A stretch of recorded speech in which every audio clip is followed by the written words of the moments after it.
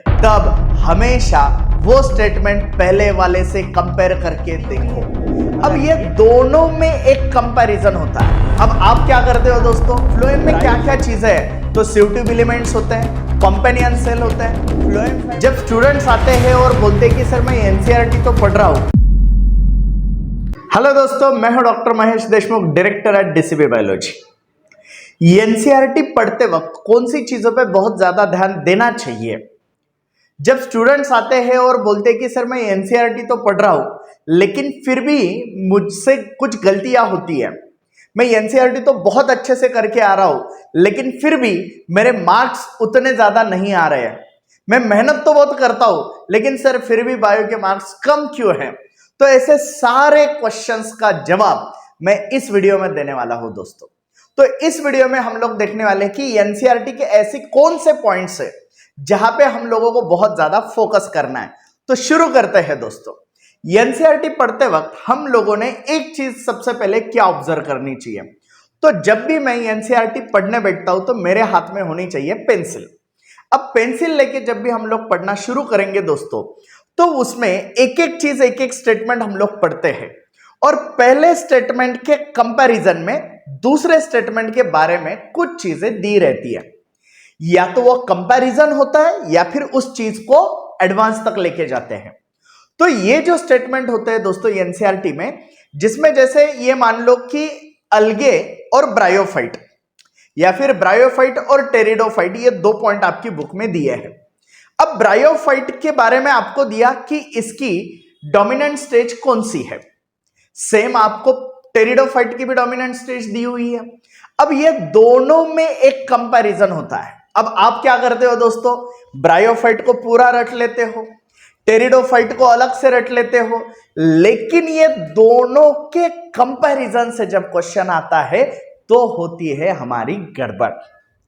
तो बेटा एनसीईआरटी पढ़ते वक्त क्या ध्यान होना चाहिए, तो एनसीईआरटी पढ़ते वक्त जितने भी कंपैरेटिव स्टेटमेंट्स है ना, यानी मैं जब टेरिडोफाइट पढ़ रहा हूं तो मैंने जो जो स्टेटमेंट में पढ़ूंगा वो जो भी स्टेटमेंट्स है ना, उनका ब्रायोफाइट में क्या है ये हमें देखना चाहिए। फिर इनके जो डिफरेंसेस होते हैं या फिर सिमिलरिटीज जो होती है, इन पे हमें फोकस करना चाहिए। जैसे हम लोग एक एनाटॉमी का एग्जांपल लेंगे। अभी मैंने ब्रायोफाइट टेरिडोफाइट में देखो, जैसे ब्रायोफाइट में प्रीडोमिनेंट स्टेज गैमेटोफाइट है, टेरिडोफाइट में स्पोरोफाइट। ब्रायोफाइट का स्पोरोफाइट ये नॉन फोटोसिंथेटिक होता है, लेकिन उसका गैमेटोफाइट फोटोसिंथेटिक होता है, तो इनके कंपैरिजन पे क्वेश्चन आते हैं। फिर टेरिडोफाइट में भी सेम चीजें हैं। अब टेरिडोफाइट में जाओ तो उसके गैमेटोफाइट एंड स्पोरोफाइट दोनों भी कैसे है बच्चों, दोनों भी फोटोसिंथेटिक है। फिर ये दोनों में फर्क क्या है, तो एक में वेस्कुलर टिश्यू है, दूसरे में वेस्कुलर टिश्यू नहीं है। तो ये सारी चीजें, ये जो भी कंपैरिजन ये हम लोगों को देखना पड़ता है। सेम एनाटॉमी में देखो, आपको दिया, हम लोग जब फ्लोएम के बारे में देखते हैं है ना, तो फ्लोएम पैरेन्काइमा डाइकॉट में प्रेजेंट है, मोनोकॉट में एब्सेंट है। उसके अलावा हम लोग क्या देखते हैं, तो फ्लोएम में है ना, फ्लोएम में क्या क्या चीजें है, तो सिउटिव एलिमेंट्स होते हैं, कंपेनियन सेल होते हैं, फ्लोएम फाइबर होते हैं, फ्लोएम पैरेन्काइमा होते हैं, और वहां पे एक कंपैरेटिव स्टेटमेंट दे दिया कि जिम्नोस्पर्म में सिउटिव एलिमेंट नहीं होते, वहां पे सिर्फ सेल्स होते हैं है ना, और कंपेनियन सेल की जगह पे अल्ब्यूमिनस सेल्स होते हैं। तो ये जो ऐसे घुमाने फिराने वाले जो स्टेटमेंट होते हैं ना दोस्तों, ये स्टेटमेंट हमारे लिए बहुत ज्यादा इंपॉर्टेंट है। पैरेन्काइमा टिश्यू के कैरेक्टर क्या है, कोलेनकाइमा के क्या है, स्क्लेरेनकाइमा के क्या है, ये तीनों के जो डिफरेंसेस होते हैं, और ये तीनों में अगर कुछ सिमिलरिटीज है तो ये हमें देखना बहुत जरूरी होता है। तो एनसीईआरटी पढ़ते वक्त उसको उल्टा पढ़ने को स्टार्ट करो। उल्टा पढ़ने का मतलब क्या है, एक पॉइंट देख लिया, जब भी दूसरा पॉइंट हम लोग पढ़ रहे हैं तब हमेशा वो स्टेटमेंट पहले वाले से कंपेयर करके देखो।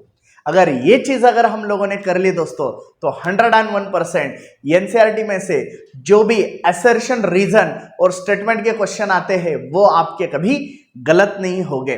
तो ये हो गया मेन, ये एनसीईआरटी में फोकस करना चाहिए, ये एनसीईआरटी का क्रश है दोस्तों। एनसीईआरटी को ऐसे निचोड़ो कि उसमें से हर एक चीज हमें मतलब एग्जैक्टली मालूम होनी चाहिए, और उसको निचोड़ने के ये तरीके हैं, मैंने जो बताया उस पर फोकस करना चाहिए। तो दोस्तों एनसीईआरटी कैसे पढ़ना है, इसके लिए मैंने पहले भी कुछ वीडियो बनाए हैं, आज भी मैंने आपको ये बहुत जबरदस्त वीडियो और बहुत जबरदस्त ट्रिक दिया हुआ है। ऐसे ही जबरदस्त इंफॉर्मेटिव नीट एस्पिरेंट्स के लिए ये वीडियो देखने के लिए डीसीपी बायोलॉजी के साथ जुड़े रहना। अगर ये वीडियो आपको लगता है कि आपके लिए बहुत मदद करने वाला है तो लाइक और शेयर करना मत भूलिए, और डीसीपी बायोलॉजी को सब्सक्राइब करना मत भूलिए। Thank you very much.